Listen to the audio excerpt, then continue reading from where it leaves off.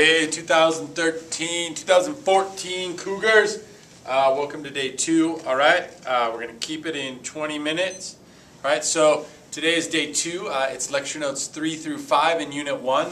All right, just a quick review. Remember yesterday that we talked about just this kind of big picture idea of democracy in the United States.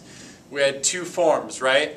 We had direct democracy and we had representative democracy, all right? Make sure you understand the idea of why the framers chose the latter, meaning representative democracy. Did you have a nice little list of that? If you have questions, we can go over that in class, all right? The other thing is, be sure you get that quote that a republic solves the problems of a direct democracy but secures its advantages. I definitely would love to make you guys write about that, okay?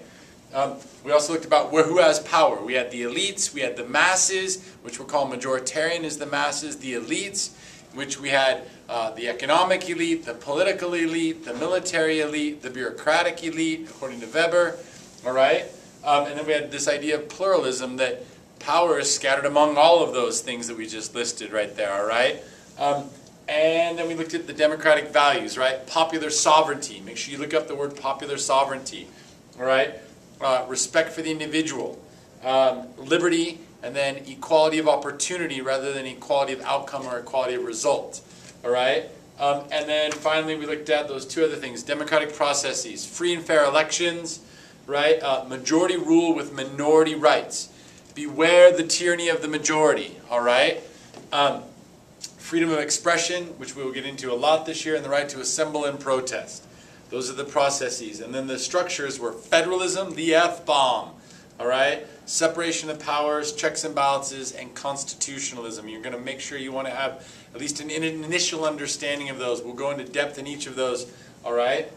Today, though, is page 3 through 5. We kind of talk about a little bit of history and a little bit of politics at the early part of our country. So one of the big things you have to understand is that the American government did just not kind of pop up out of, magic. All right, the framers were coming from a European experience, and so European thought has a big influence upon why they wrote the Constitution the way they did. So first and foremost, you have to look at British customs and traditions.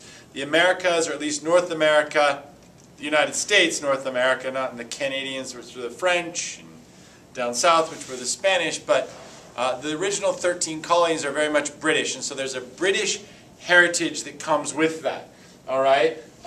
There's the English Bill of Rights, the Magna Carta, the Great Charter, right, which is the beginning of maybe modern constitutionalism. I don't know if that's historically correct to say the beginning, but definitely an important benchmark in constitutionalism, all right? But there are a whole bunch of things that we get from our British experience that our framers take as important values in a new system of government, all right? And I would even say that if the English had given the colonists all the rights they gave Englishmen, people back in England, that there may not have been a revolution. They were demanding a lot of the rights that they felt as Englishmen they should have. And we will look at some of those documents, all right? Don't forget the colonial experiences, all right? That our framers, basically it's kind of like, the kids leaving the home for a while, going off to college. They get a little bit of privacy, but your parents are still in charge. That's kind of how the colonies were, in the sense that there's this great ocean that kind of separates the motherland, the home country, from the colonies. And so they elected their own assemblies. They had their own governments, even though they're still accountable to the British, that they had this kind of experience of running themselves while they were in the colonies, while they were still under British control. All right? And then, now after the Declaration of Independence, the 13 colonies become the 13 states. And each of those states have their own state constitutions, just like Nevada and all the other states, the other 49 states have in this country. We have our own state constitutions, all right? And those state constitutions outline a lot of things that we are going to see in our new Constitution, or the current Constitution, which I may refer to as the Constitution of 1789, all right? Now, the other thing is that the Articles of Confederation, which I know you studied in U.S. government or U.S. history, are an important part of this Constitution. And essentially, our framers viewed the Articles of Confederation as incredibly weak and fundamentally flawed. And so what you're going to see is, you'll see this Articles of Confederation, and the framers looked at those. And by the way, the framers are those guys that wrote the Constitution in Philly, all right? Led by Jimmy Madison, of course. And the idea is they looked to the Articles of Confederation and they saw all these weaknesses, right? And if you look in your notes, we have this whole list. No power to tax under the Articles of Confederation, which some people may be happy with, right? No chief executive, no national judiciary, no ability to regulate commerce among the various states, no national currency. And all of these things kind of made the federal government or the national government weak, and so power was very much decentralized or spread out at the state levels. Very different than what we have today.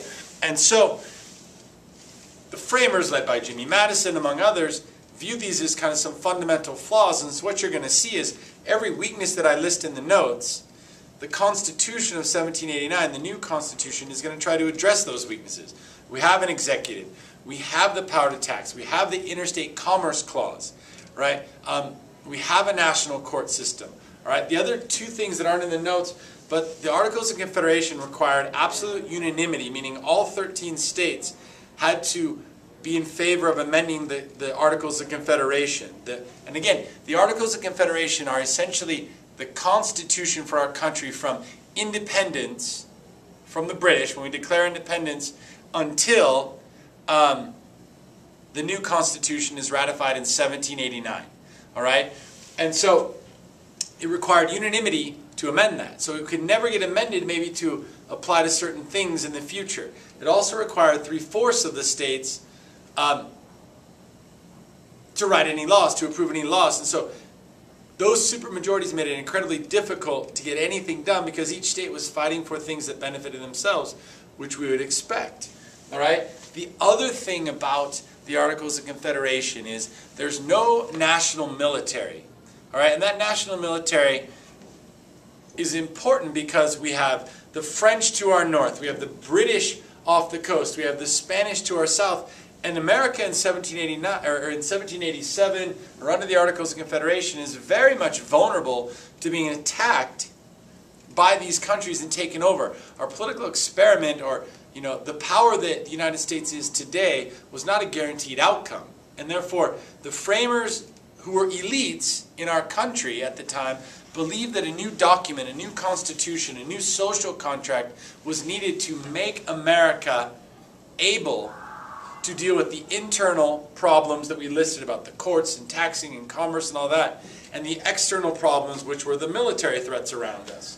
All right? So you're definitely going to want to try, as we study the Constitution, to see how the Constitution addressed some of the weaknesses of the Articles. All right? So far, remember, we're talking about things that have influenced why the Constitution says what it says. All right? Now, the other thing is this. Annapolis Convention is a convention called by Madison in 1786 to tweak or fix or strengthen, change the Articles of Confederation. Nobody shows up in Annapolis. That's how little they respected the national government, to make it simple. All right? But then something happened. Shays' Rebellion. There's an invasion that the federal government, or there's a rebellion that the federal government does not have the ability to kind of stop. And so what you have is this chaos, according to the framers. And the Constitution, the Articles of Confederation, are so weak that the federal government can't stop this Shays' Rebellion, which we'll get into a little bit more in class. And that kind of is the event that pushes people, and they say, okay, the elites in our country, we need a new document to handle problems like Shays. All right? And so that calls for the Philadelphia Convention in 1787. Now, these delegates are the elites, the well-read, bred, fed, and wed. They're the political, economic elites in our country. All right? All right. And they show up to write this Constitution. All right? Now, ask about Charles Beard in class. I'm not going to go over it right now. See if you can figure that out. All right? What is his critique of the Constitution? All right? Now, here's the deal. You see the areas of agreement on page 4 of your notes. When they show up at the convention, they say, look, we've got to scrap the Articles. We need a Republican or representative democracy, not a direct democracy. We need a constitutional government. Remember what constitutionalism, writing the laws down. We need a balanced government which spreads power up, right? Suffrage or voting rights would only be for property owners only. We'll get into why later, all right? A stronger central government. This is the key. They wanted to give more power to the national government than existed under the Articles of Confederation, all right? Property rights. This is the key. They wanted this new government to protect your property rights because, as we will talk about in class, life, liberty, property are your natural rights according to natural rights philosophy, and protection of private property is essential. All right? And the last thing is they were going to keep this secret, because if word gets out that there's a group of elites writing a new constitution and planning to rip up the articles, there would probably be a lot of protests from the states. All right? So they wanted to get the document done, have their debates, and then send that document out. All right? Which we'll get into in a minute. All right. So they disagreed on a few things. Representation among the states, which means if you create a new legislative branch, Congress, how will the states be represented in that? Do you make it where all 13 states are equally represented, or do you make it so it's based on population? All right? What they basically come to a conclusion is the Connecticut or Great Compromise, which says we will have a bicameral or two-house legislative branch. One of those chambers, the Senate, will be based on equal representation for each state. The other chamber, the House of Representatives, will be based on each state will get a certain number of representatives in the House based upon their population. So the bigger states, more populous states, have more people in the House, but all states have the same number in the Senate. So for example, today, California has 53 U.S. House members. All right, that's extra credit on the quiz, by the way. All right, just writing that down so I don't forget. All right, but they have 2 senators. Nevada has 4 U.S. House members. That's also on the test, the extra credit. All right, but 2 U.S. senators, and that's the same for every state. All right, you have House seats and you have Senate seats. All right. Okay. Now, the other thing is representation. Who are you going to count as giving you the number of people for their population? The South wanted to use slaves. All right, they wanted to use slaves to count for population, so you could count and get more people in the House of Representatives, but not for taxation. All right, and the South wanted the opposite. They wanted slaves to count for taxation purposes, but not representation. All right, and ultimately they come with the 3/5 compromise, which said 3/5 of slaves in the South will be counted for both taxation and representation. Now, representation is fairly easy, you guys. The idea of you count those slaves to award seats for House seats to the South. And you also count those people. Now, for taxes, it's a little more complex. The Constitution at the time, originally as it is written, says that no state can pay more in national income tax than people they have in their state. So, for example, to say it easier, if Nevada makes up, say, 10% of the population, according to the original Constitution, the maximum federal income tax they could pay is 10%. So if the South counts those slaves, they could be 10, 20 and bigger, they'll pay more in taxes. If they don't count them, they'll pay less. So the compromise is 3/5. And we will get into that 3/5 compromise, all right, in the year. Now, the other thing that they disagreed on is the election of the president. First of all, terms. Do you give them life term? Do you give them a yearly term? If you give them a life term, they're kind of freed from the people because they don't have to worry about election. We want politicians to worry about election because they have to listen to us. That's one end of the extreme. The other thing is every year do you have an election for the president. Then the problem might be, according to the framers, then you have somebody always worried about re-election rather than doing their job. All right, so the compromise ends up being a 4-year term. All right, now again, according to the Constitution, a president could run multiple times. But the tradition with George Washington starts that they step down after 2 terms, 2 4-year terms. And we'll get into how that changes with the 22nd Amendment later. All right? Now the other thing is method of election. This is one of the most complex things in American government is just the Electoral College. All right? It's kind of difficult. And so I'll give you the straight answer first, the simple answer. The framers don't necessarily trust the masses to directly elect a president. It's the same reason they choose a Republican system that we talked about last time. They don't believe that they're educated enough. They think the country's too big. They think the masses can be moved by passion. They think they can be swayed by demagogues. They think that they're ignorant or uneducated, which I may have already said. All right. So what they ultimately come to a compromise is this. All right. And by the way, you don't want a president chosen by Congress, because then they are accountable to Congress and you don't have that separation of powers or checks and balances that we kind of hinted at last time.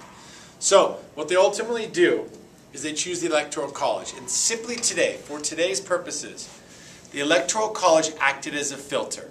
Originally, you and I, the masses, well, your future elites, but masses right now, the masses chose electors in each state.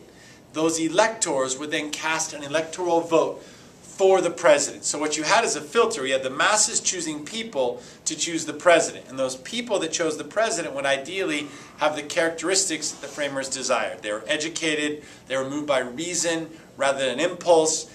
They were informed. All right? They could not be swayed by demagogues. They had these good qualities or characteristics of people that should be choosing a president or choosing an elected official.